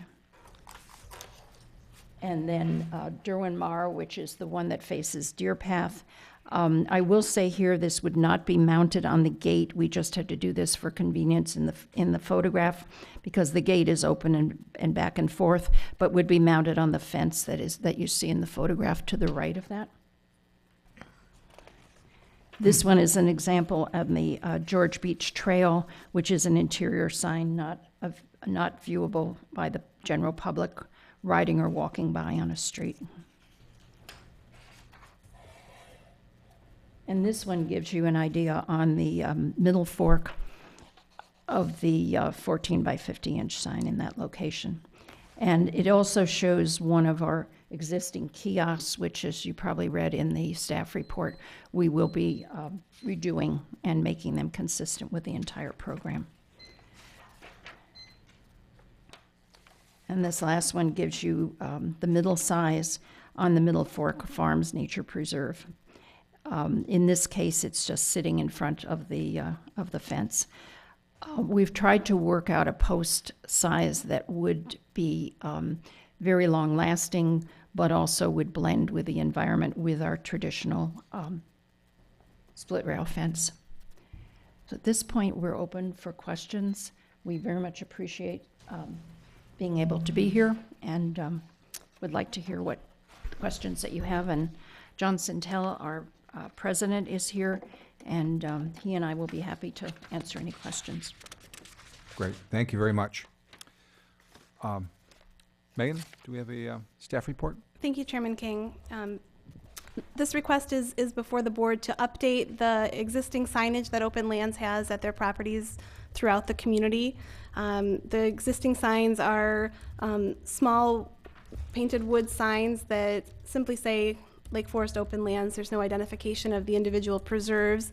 And as the petitioner noted, there was a need identified by the organization to put the names of the preserves at the entrances to allow the public to know where their preserves are located. The board has approved signage plans for campus-like settings for organizations that have multiple properties. So it's not an uncommon request for the board to review this type of plan. The Lake Forest Open Lands has, we've been working with the organization for several months to develop a plan, or if not years, I guess. So I'm happy to see them bring something forward to the board this evening. We did encourage them to install mock-ups over the weekend, so hopefully the board members were able to view the different sizes that are proposed. I think it's important to recognize that each preserve is approached at a different scale. You know, some you drive by, some you walk up to, some are on a busy street, some are on a more neighborhood scale.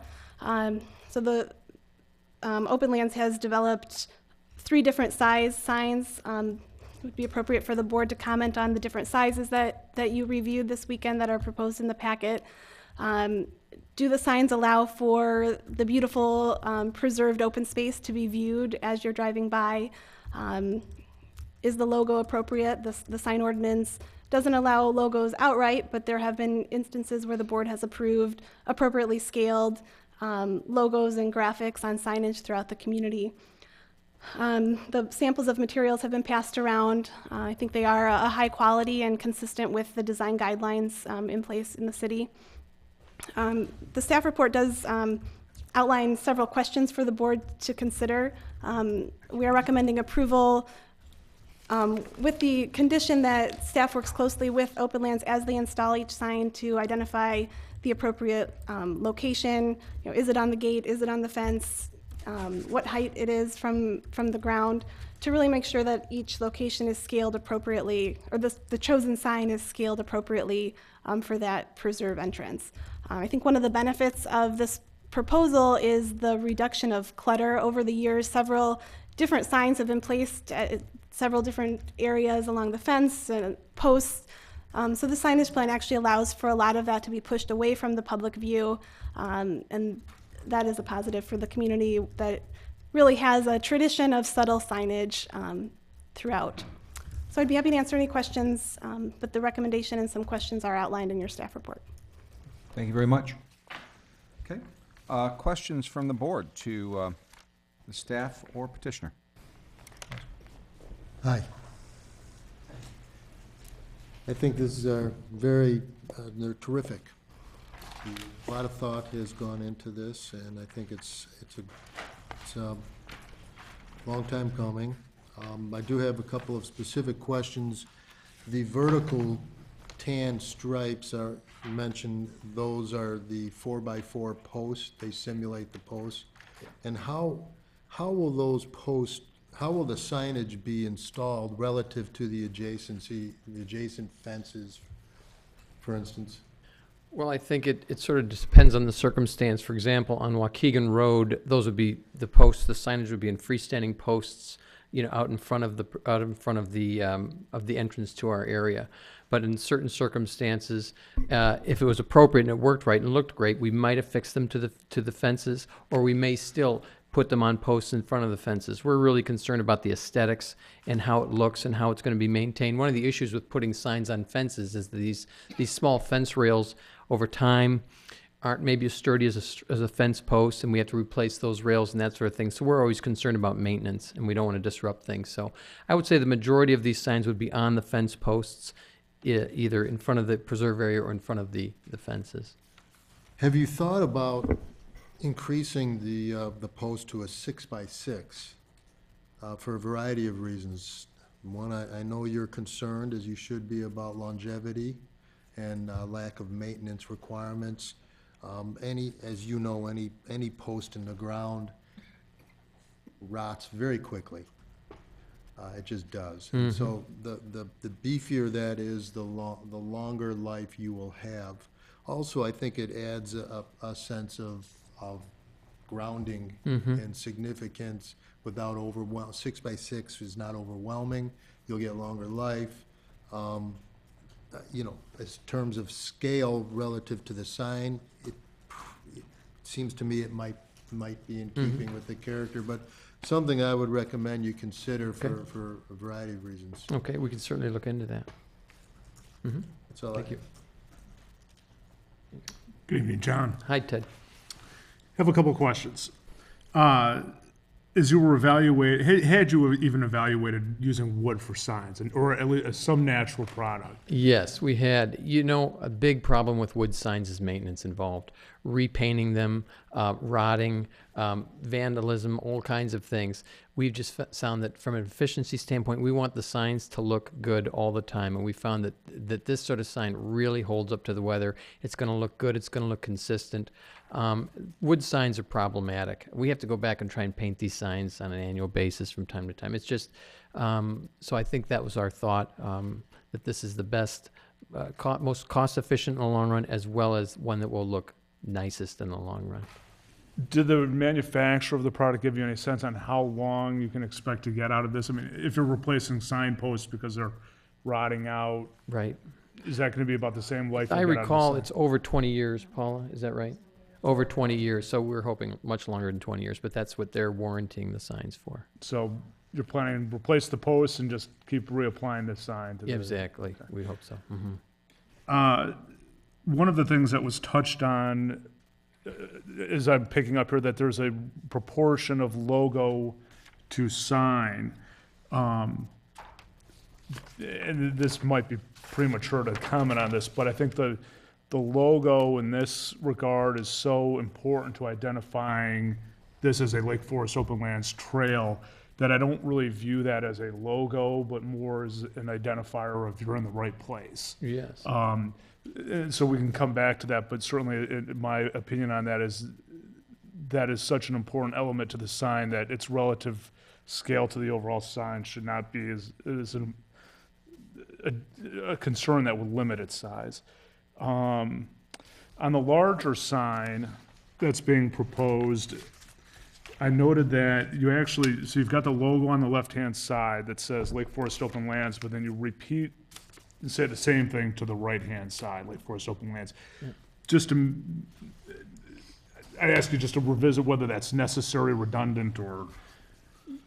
That's a good point. And as I recall, these were mock-ups that were done. I think one sign might say the preserve only, and the other one might say the Lake Forest Open Lands branding. We just were trying to do mock-ups, and we couldn't create all different kinds of mock-ups. Those were more for scale than anything else. But I see your point. You don't necessarily need both brand IDs on two signs right next to each other. I agree with you. That's only at our headquarters. That's only at the headquarters. Okay. Yeah. And then the last thing is just to reiterate that you mentioned that the back of the signs would be painted. I would just want to make sure that that is agreed on, that everyone understands. Absolutely. That's all I have. Thank you. Could you clarify how the sign is attached to the post? I guess I'm a little confused. I see, you know, these tan graphics that are on the front face of the sign. So is the post on the front of the sign? I'm gonna let Holly answer that, because she's talked directly to the manufacturer, so. Actually have a space in the middle of the sign, so the sign is inserted. Can you come to the microphone? So you'll actually see Holly, can you come up? Is it grooved? Russ, what do they call that when they cut into? It's groove- actually a cut all groove the way or- through. It's a slot, so that they slide in, and they're actually bolted in. So it's centered on the post? Yes. And how far from the top? You know, I think it was 4 inches. I think it was approximately 4 inches. So the I'd have to post go back extend through. above the Just sign slightly. 4 inches? Just slightly. Is there any sort of chamfering or detail We, to the top of the we post? tried to keep things very simple. You can see on the post that it's just kind of curved edges. We tried to keep things really, really simple since it is a land trust. So, okay, so it's a tongue and groove kind of situation. The sign's going Yeah. through the, you know, So treated it'll posts. actually, it would be visible from the front and the back. You would see the post from Okay. both sides. So then you're going to see bolts.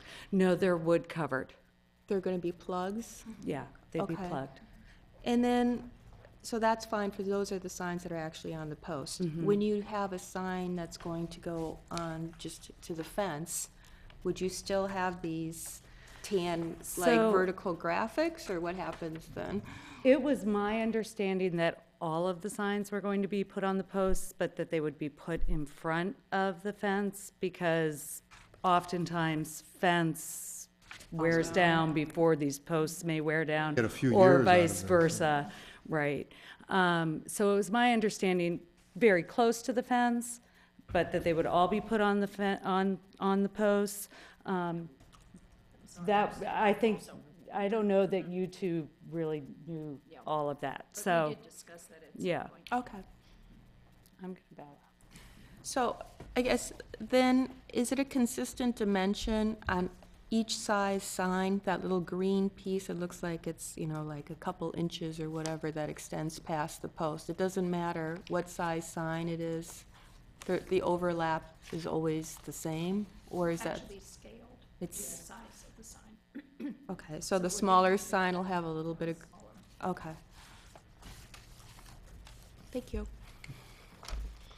Fred? you have any- I'd like to comment also on the relationship of the, I'll call it logo, though it's not logo, to the content of the sign. And I think that's the distinction. The content is, of course, Middle Fork Farm or whatever the particular location is.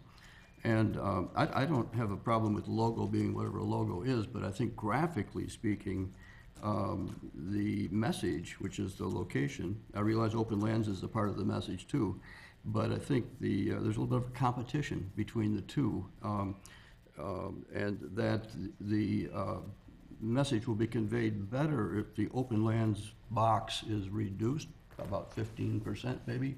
We study it in that range of reduction in both its dimensions to shrink, a little more green background, and then the largest lettering, which is the main message, would be easily recognized as the most important, that is, where are you? And the secondary information is open land. Certainly you want that to be read, but I think it would be less, I'll use a term, it's not, you know, particularly a good term, but clutter. I mean, there's a little bit of a clutter feel for me, and I wish I could be more, you know, polite in saying that. I don't mean to be offensive, but I think it would just register better graphically if the open lands box is reduced somewhat and let the main message be clearly the main message. Thank you. I just make a couple of comments on the purpose of the badge, and I think why the designer did it that way. There are certain lines that the designer felt that run through the sign, run through the open lands badge to make these things all aligned and make it look cleaner. Their concern was sometimes if the box is too small or too big, it actually, and they looked at, and we looked at a lot of different things that made it look sort of funny when the box wasn't the right size with the whole sign. The other thing about the badge and some of the smaller ones, because one of the important identifying features of open lands is that there are certain, because they're private properties, although open to the public, there are rules that go along with an open lands property. There's badges on people's cars, they have parking permits or members and all these kinds of things. So it's important for us to make sure that people know the relationship sometimes of open lands to the preserve, so they know, dog walking, hours of operation, these kinds of things. So that's why we like to have that on there. It's really for safety and identification, all those kinds of things.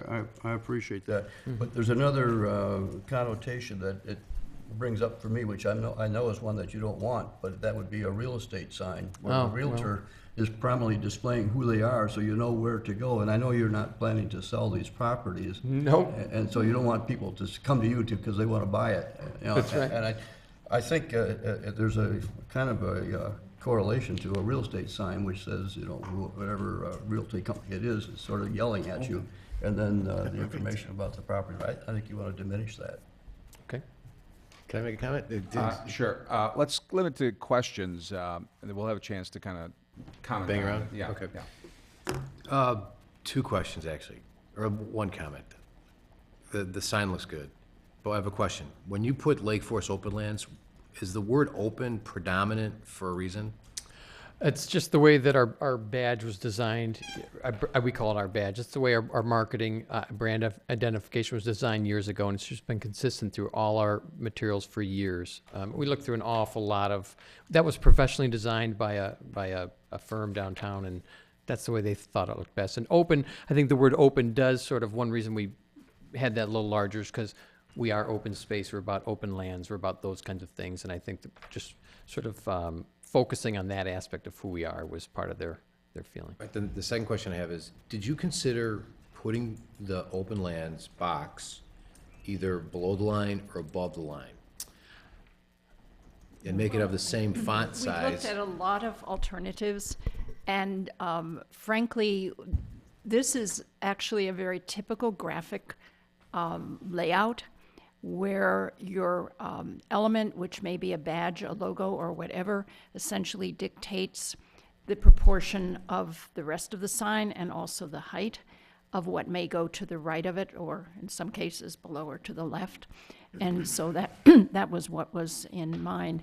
One of the reasons we did not, as I recall, and perhaps correct me, consider putting it above or below is because that would increase the depth of the sign, and we really did not want to have chunky-looking signs. The idea was to be vertical, as the open space is essentially a vertical landscape, and to keep that rather than get to square signs that would be Oh, I'm sorry, I rather didn't mean bulky. it, Yeah. I didn't mean to say it that way. I meant to say, if you look in the Derwin, or look at this, the Middle Fork one that's on the screen, see the M right there?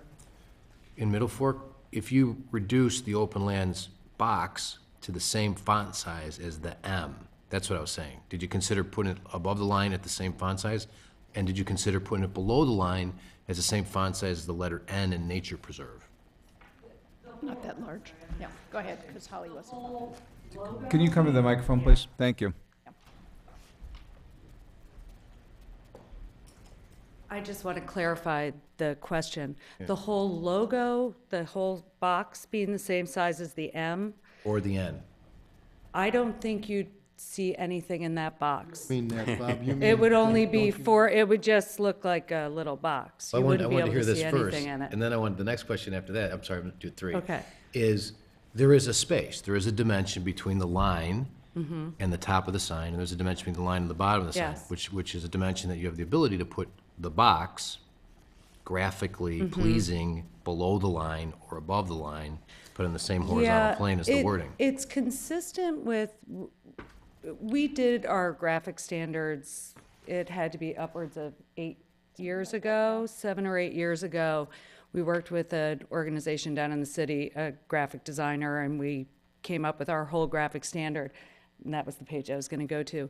You can see in our newsletter, the grassroots newsletter, for the last 8 years, our banner head has been that. Our website, our banner head has been, as you can see on the screen, where the logo is to the left, either the photos to the right, the font title, et cetera, is to the right of the logo. So we tried to really stay consistent with our graphic standards that we have tried to remain very true to over the last 8 years.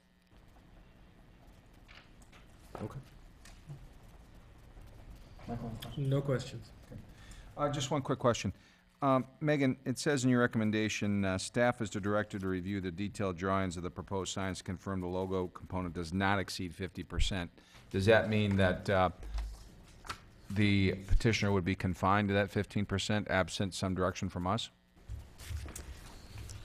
The way that that condition reads, then yes, the answer to that question would be yes. The design guidelines give the building review board the ability to approve corporate identity or graphic identity so long as it does not exceed 15%.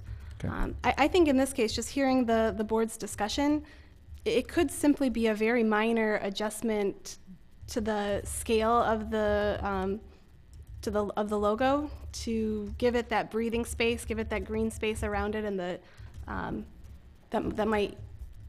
I don't think it's at 15% right now. I mean, it looks bigger than 15% as constituted in the signs. Would you agree with that? I think it looks slightly bigger, but I don't think it looks significantly bigger. Okay. All right. That's all I have. No one is here from the public, so we'll go on to board discussion and comment. And I don't know, maybe it's as simple as let the staff try to jigger this thing to a slightly smaller than 15%. It takes care of itself. I don't know. I think the materials look good. I like that it's a long-lasting product, so they don't have to keep on changing this thing out every time. I think position looks good in the front entryways, et cetera. And I would also add my comment about considering a 6x6 post. You might mock that up in place relative, have a 6x6 on one side and a 4x4 on the other, and see what visually, as you mentioned earlier, these are large spaces, and I think the 6x6 massing is more appropriate as well, but that may not be the case. I certainly know you'd have longer life from that, We can certainly take a look at that. and the cost is negligible.